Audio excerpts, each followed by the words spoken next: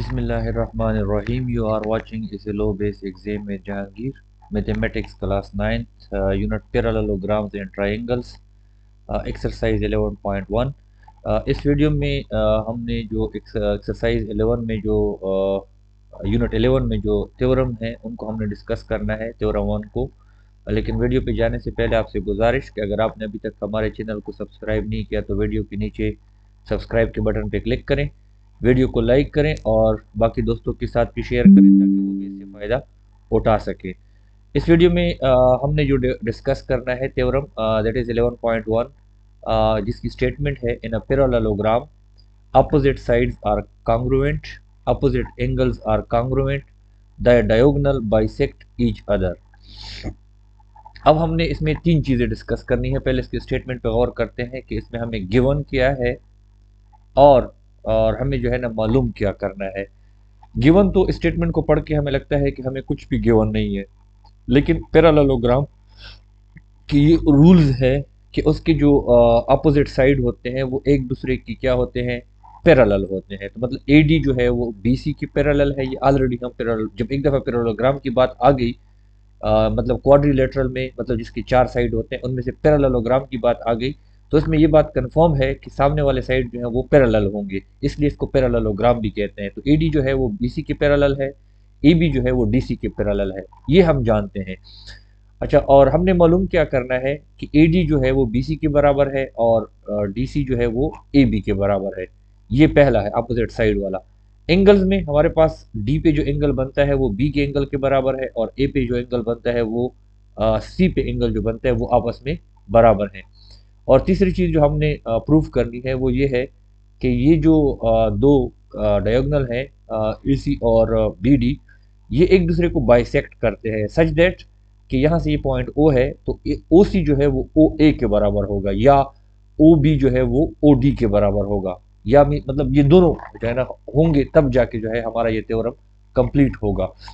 So let's start the theorem. लेकिन theorem को start करने से पहले आपको एक दफ़ा फिर याद दिला दूं कि अगर आपने हमारे यूनिट 10 के जो वीडियोस हैं, मतलब यूनिट 10 का जो बुनियाद है, वहाँ पे जो हम कांग्रुएंट ट्राइंगल्स को पढ़ रहे थे, अगर आपने वो नहीं देखे तो आप ज़रूर देखें, क्योंकि जब तक आपको कांग्रुएंट ट्राइंगल की समझ नहीं आएगी, इसकी समझ आना थोड़ी सी आपके लिए मुश्किल होगी, क्योंकि हमने इसको उसी थ्योरम्स को इस्तेमाल करते हुए हमने इसको हल करना है। अच्छा, गिवन हमारे पास क्या है कि एक क्वाड्रिलेटरल है। क्वाड्रिलेटरल मतलब जिसके चार साइड होते हैं, जिसको हमने नाम दिए ABCD।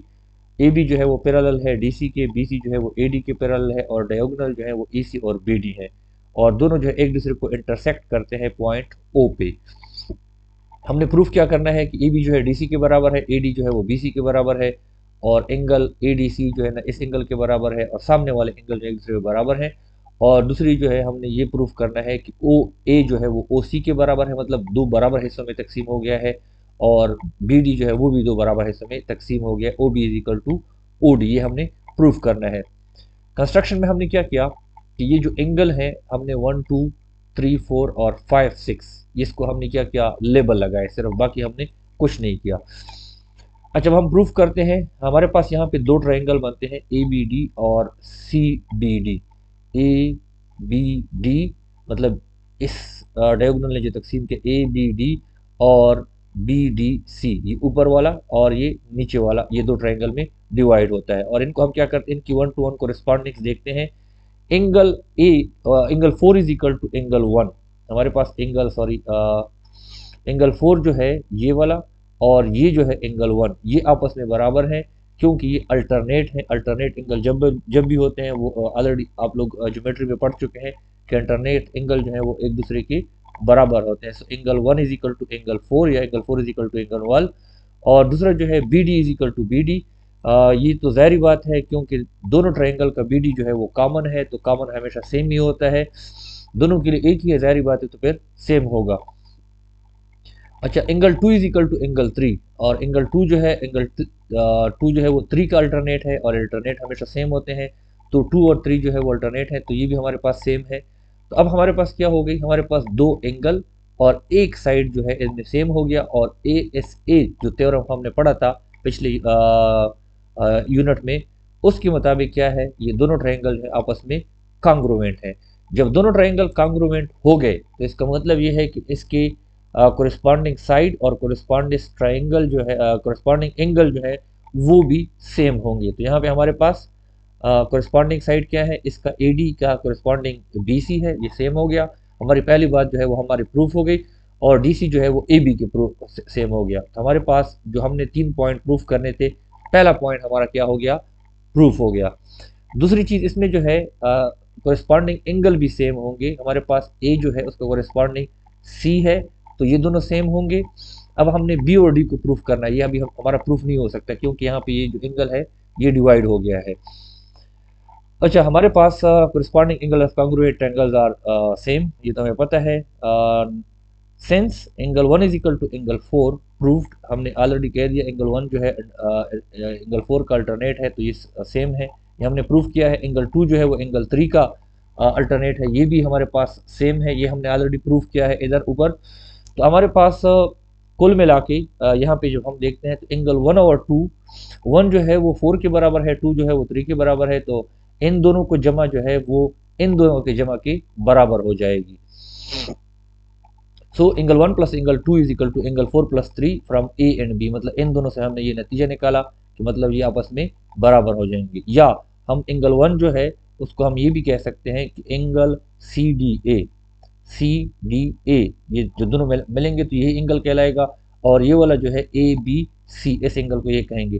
तो ये भी हमारे पास क्या है, ये भी सेम हो गया। तो इस तरह हमारी जो दूसरा है वो भी पॉइंट हमारा जो है ना क्लियर हो गया, क्योंकि सामने वाले जो एंगल्स हैं वो भी हमने साबित कर दिए कि ये क्या है, सेम है। ये हमारे पास क्या हो गया, सेम हो गया। और अब हमारे पास हम क्या करते हैं, दो और ट्राइंगल, जिसमें हमारे पास एक तीसरी जो हमने प्रूफ करनी है वो क्या है कि OA और OC बाइसेक्ट को जो है ना हमने प्रूफ करना है। उसके लिए हम क्या करते हैं, हमने ट्राइंगल लिए BAD या ABD हमारे पास क्या है, ABD ये वाला, और दूसरा ट्राइंगल हमने लिया सॉरी ABC, ABD और BCD, मतलब वही दो ट्राइंगल जैसे पहले हमने साबित किए कि कांग्रुएंट हैं, उनको हमने लिया। और उसमें हमने क्या किया, फिर हमने इनकी 1 to 1 BOC और BOC और DOA की जो है 1 to 1 कोरिस्पॉन्डिंग करते हैं। BOC मतलब ये वाला ट्राइंगल और DOA ये वाला ट्राइंगल जो है इनकी 1 to 1 कोरिस्पॉन्डिंग करते हैं। 1 to 1 कोरिस्पॉन्डिंग में हमारे पास हम क्या करेंगे कि कम से कम जो 3 साइड्स हैं और 3 एंगल हैं, इनमें से मतलब कुल मिला के 6 बनते हैं, कम से कम 3 तो सेम होने चाहिए। हमारे पास हमने क्या किया है, BC is equal to AD, ये तो हमने प्रूफ कर दिया ऊपर कि BC is equal to AD, हमने इधर प्रूफ किया था क्योंकि ये कांग्रुएंट ट्राइंगल हमने साबित किए, तो उसके साइड भी साथ हो गए, तो AD जो है वो BC की है। तो इन दो ट्राइंगल में एक साइड हमने क्या कर दिया, सेम साबित कर दिया। अब एंगल की तरफ आते हैं। Angle 5 is equal to angle 6, angle 5 और एंगल 6 जो है अपोजिट हैं। जब भी दो लाइन आपस में कटती हैं तो उसके सामने वाले एंगल जो होते हैं वो एक दूसरे के बराबर होते हैं, जिसको हम वर्टिकल एंगल्स कहते हैं। तो 5 और 6 भी सेम है, एक साइड और एक एंगल जो है हमने क्या कर दिया, साबित कर दिया कि ये सेम है वर्टिकल एंगल्स। और angle 3 is equal to angle 2, ये हमने ऊपर प्रूफ किया था। Angle 3 is equal to angle वो अल्टरनेट एंगल वाला ऊपर हमने डिस्कस किया था कि अल्टरनेट एंगल आपस में सेम होते हैं। तो हमारे पास दो एंगल भी सेम हो गए, मतलब इधर से 3 और 5, इधर से 2 और 6, और एक साइड भी सेम हो गया। तो हमारे पास ASA वाला जो हमने थ्योरम पढ़ा है उसके मुताबिक हमारे पास क्या हो गया, AAS या ASA, उसके मुताबिक ये दोनों ट्रायंगल जो हैं वो हमारे पास कांग्रुएंट हैं। और जब कांग्रुएंट हो गए तो इसका मतलब ये है कि इसके कोरिस्पॉन्डिंग साइड्स और एंगल भी हमारे पास सेम होंगे। तो इसका मतलब ये है कि ये साइड जो है इसके बराबर होगा और ये साइड जो है इसके बराबर होगा। So this is the way कि आपने हमने क्या किया कि 3 चीज़ें हमने प्रूफ करनी थी। कीप इन माइंड, ये जो थ्योरम हम पढ़ रहे हैं जितनी भी हैं, सिर्फ बुनियाद उसकी वहाँ से शुरू होती है कि जब भी कोई दो ट्रायंगल होते हैं उनकी कांग्रुएंसी को हम चेक करते हैं तो उसमें हमारे पास 3 साइड्स और 3 एंगल होते हैं। उनमें एटलीस्ट 3 चीज़ें, मतलब या तो तीनों साइड या 2 साइड और 1 एंगल या 2 एंगल और 1 साइड बराबर हो तो फिर वो कांग्रुएंट होते हैं। तो हमने क्या करना होता है कि हमने डायग्राम में दो ट्राइंगल्स को बना के हमने लेना होता है, और फिर उसमें जो है उसकी कंग्रुएंसी जो है उसको हम चेक करते हैं, और फिर वो जो ट्राइंगल जो है कांग्रुएंट निकलते हैं, तो फिर उसके हर एक कोरिस्पॉन्डिंग साइड और एंगल जो है फिर इक्वल होते हैं। तो इस तरह हमने प्रूफ करना होता है। तो इस यहाँ पे भी हमने वही किया, दो ट्राइंगल लिए, उसको कांग्रुएंट साबित किया ए के मुताबिक, फिर सामने वाले साइड जो है बराबर हो गए, हमारे एक जो प्रूफ था वो हो गया। और एंगल में जो है वो ए और सी का हमने प्रूफ किया कि ये भी मतलब उसके मुताबिक, क्योंकि ये कोरिस्पॉन्डिंग एंगल हैं। अब ये जब प्रूफ नहीं हो रहा था तो उसमें हमने क्या किया कि ये जो अल्टरनेट एंगल है 1/4 ये आपस में सेम है, 2 और 3 आपस में सेम है, तो 1/2 को अगर प्लस करो तो 3 और 4 के बराबर हो जाएगा, तो इसका मतलब है कि डी और बी भी सेम है। तो हमने एंगल वाला भी हमने प्रूफ किया। तीसरी जो हमें साबित करनी थी कि ये तो हमारे उस ट्रायंगल से बात नहीं बन रही थी, तो हमने इन ट्रायंगल्स को लिया, ओ सी बी को और ओ डी ए को। तो इनको हमने पहले कांग्रुएंट साबित किया कि मतलब एक एक साइड तो हमने प्रूफ किया है कि सेम है, 2 और 3 है ना सेम है, अल्टरनेट एंगल है 5 और 6 जो है वर्टिकल एंगल है ये भी सेम है। तो ये दोनों जब कांग्रुएंट हो गए तो इसके जो कोरिस्पॉन्डिंग साइड हैं या एंगल्स हैं वो सारे के सारे सेम हो गए। तो इस तरह हमने तीसरे पॉइंट को भी साबित किया। अच्छा, अब इससे एक एग्जांपल है हमारे बुक में, the bisector of two angles on the same side of a parallelogram cut each other at right angle. इसमें ये बात की गई है कि जब आप सेम साइड पे दो एंगल होते हैं पैरेललोग्राम में, उसकी बाइसेक्टर लेते हैं, मतलब उसके एंगल को बिल्कुल दरमियान में काट के आप लाइन ड्रा करते हैं, तो वो दोनों ऐसे पॉइंट पे कटते हैं कि वो एक दूसरे पे क्या होते हैं, 90 डिग्री बनाते हैं, राइट एंगल होते हैं। तो इसमें हमारे पास गिवन है एक ट्रायंगल है ABCD, इसमें हमारे पास AB और DC जो है एक दूसरे के वो तो हमें पता होता है कि सामने वाले साइड जो है पैरेललोग्राम में जो है वो पैरेलल होंगे, और ये पैरेलल का साइन है। और bisector of angle A and angle B cut each other at point E, इस पॉइंट E पे जो है एक दूसरे को काटते हैं, ये हमें पता है। प्रूफ हमने क्या करना है कि एंगल E जो है वो 90 डिग्री का है। हमने क्या किया, एंगल 1 और एंगल कंस्ट्रक्शन में एंगल 1 और एंगल 2 के नाम दे दिए। अब हम इसको प्रूफ करते हैं, angle 1 plus angle 2 is equal to 1/2 into angle of BAD and angle of ABC। ये तो सिंपल सी बात है, ये इसमें तो कोई वो कॉम्प्लेक्सिटी है ही नहीं कि हमारे पास ये जो दो एंगल हैं, ये असल में बाइसेक्टर का मतलब ये है कि ये A पे जो एंगल बन रहा है इसको हमने आधा कर दिया है, और यहाँ पे B पे जो एंगल बन रहा है उसको भी हमने आधा कर दिया है। तो एंगल ए पे जो एंगल बन रहा है और बी पे जो एंगल बन रहा है इन दोनों को जमा कर दो और 2 पे डिवाइड कर दो, तो वो हमारे पास 1 + 2 उससे आएगा। यही बात यहाँ पे की गई है। तो हमारे पास 1/, ये एंगल। अच्छा, अब हमारे पास एक साइड पे जो दो एंगल होते हैं वो हमेशा 180 के बराबर होते हैं।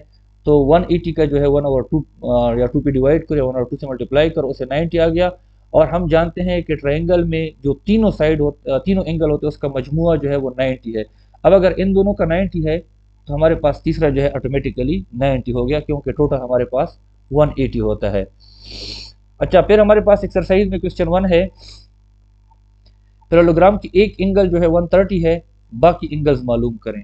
इसकी सिंपल सी है, इसमें कोई प्रूफ वगैरह की जरूरत नहीं है, सिंपल सा क्वेश्चन है, सिर्फ समझाने के लिए है कि हमारे पास एंगल बी जो है 130 है और एंगल डी और एंगल बी हमारे पास बराबर होते हैं पैरेललोग्राम में सामने वाले। इसका मतलब ये है कि एंगल डी जो है वो भी 130 हो गया। तो ये तो हमने प्रूफ कर दिया। और हमें ये भी पता है कि एक लाइन पे जो दो एंगल होते हैं वो हमारे पास पैरेललोग्राम में 180 होते हैं। अगर एक जो है 130 है तो 180 से 130 निकालो, दूसरा हमारे पास 50 हो गया। तो हमारे पास ए जो है 50 हो गया, और एक का सामने वाला सी है तो सी भी हमारे पास 50 हो गया। अच्छा, हमारे पास दूसरा क्वेश्चन जो है, one exterior angle formed on producing one side of a parallelogram is 40, find the measure of its interior angle। ये बात की गई है कि आप एक पैरेललोग्राम है उसके आगे एक लाइन आप बड़ा करो, तो वहाँ पे जो एक्सटीरियर एंगल बाहर का जो एंगल बन रहा है वो 40 है, तो अंदर वाले एंगल जो है आप मालूम करें। बहुत सिंपल है, बाहर वाला एंगल जो है वो क्या है 180 है, और लाइन पे पूरा जो होता है 180, ये 40 है, टोटल जो है हमारे पास 180 होता है। तो अगर बाहर वाला 40 है तो अंदर वाला क्या होगा, 180 से 40 निकालो, हमारे पास 140 आ जाएगा। यही बातें यहाँ पे सारी की गई हैं। तो हमारे पास ये 140 हो गया, तो इसके सामने वाला सी है वो भी 140 हो गया। अच्छा, अब हम जानते हैं कि तो दोनों एक साइड पे जो दो एंगल होते हैं वो टोटल 180 के होते हैं। अगर ये 140 है तो 180 से 140 निकालो, ये भी हमारे पास क्या हो गया, 40 हो गया। और इसके सामने वाला डी है वो भी हमारे पास क्या है, 40 हो गया। तो हमारे पास ए और सी जो है 140 हैं, बी और डी जो है वो सिर्फ 40 हैं। Thanks for watching, but don't forget to subscribe our channel and share with others for their educational help. मिलते हैं नेक्स्ट वीडियो में, अपना बहुत ज़्यादा ख्याल रखिएगा। अल्लाह हाफिज़।